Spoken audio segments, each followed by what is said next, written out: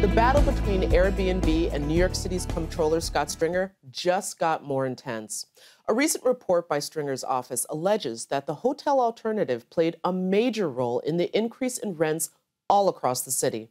According to the comptroller's office, the findings were based on data taken by AirDNA, a market reporting company, but Airbnb is calling foul. And for its part, AirDNA also is disputing the findings and fired back saying that, quote, "At no point did the comptroller contact AirDNA to ask for guidance or our professional expertise on how to read the data, leading to several crucial errors in his interpretation of the numbers." As the tensions continue to rise between Airbnb and Stringer's office, one question remains: what happens next? Tomorrow, Comptroller Stringer will be here to defend his findings. But first, joining us tonight is Airbnb's head of global policy, Chris Lehane. Chris is also a political consultant and a former advisor to President Clinton and Vice President Al Gore. Chris, welcome to the program. Yeah, thanks so much for having me. It's great to be here. It's a great show you guys do. Oh, thank you so much. Yeah. And I do want to start with the most important question is, what was it that the Comptroller's office got wrong?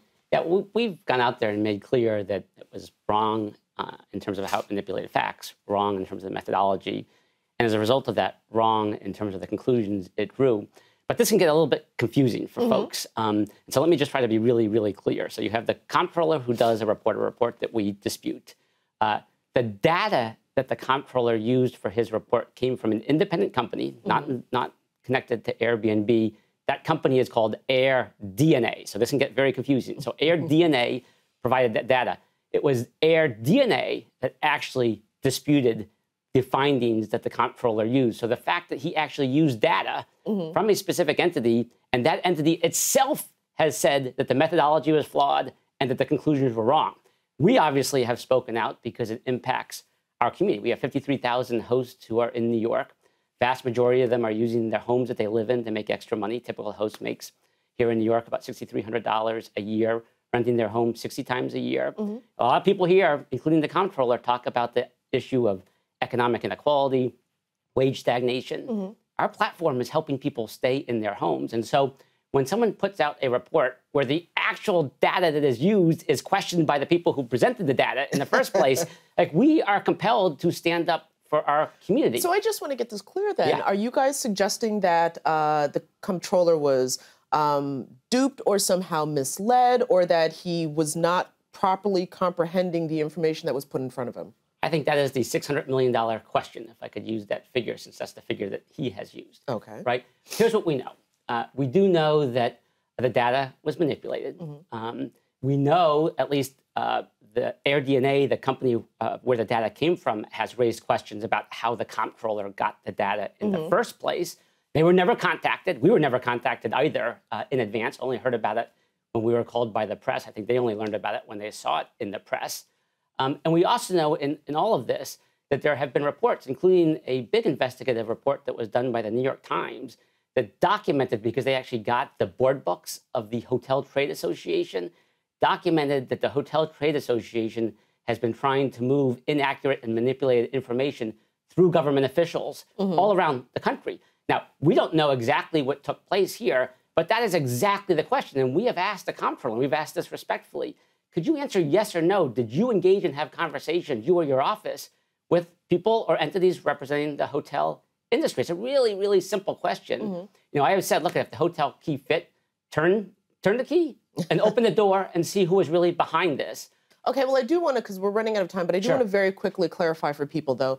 For some people who live in neighborhoods where there are, let's say, multiple Airbnb, there's certain concentrations in certain neighborhoods, they're seeing a market difference where, you know, rent is maybe not skyrocketing, but it is increasing.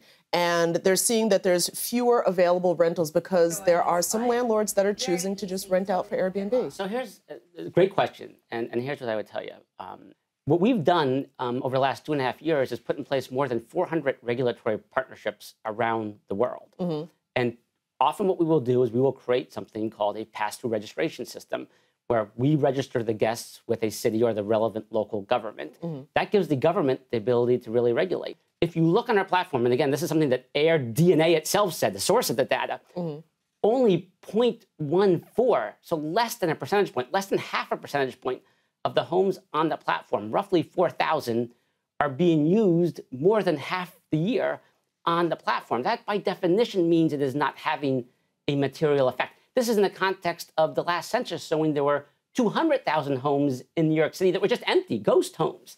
And so if there is a real concern about the impact on the market, look at the underlying facts. And you also look at our platform. 77% of our hosts depend on the economics to stay in their homes, right? 26% of our folks would have actually faced an eviction, but for the revenue that they make, 18% would have faced a foreclosure, but for the revenue that they make. So not only are we not having a material impact on housing, but what we're really doing is helping to keep people in their homes. Yeah, but like I said, we will be speaking with the comptroller very shortly, and I want to thank you so much for joining us on the program. This is certainly something we'll be following. Housing is nothing to joke about in New York City. Absolutely. I mean, look, it is such a. I mean, look, rents have gone up in this city long before Airbnb existed for years. It is a big macro challenge that all of us in society have a responsibility to take on, and I applaud you guys. You guys have focused on these issues historically, and it's great, and it's really good for the public discourse. So thank you. Well, thank you so much.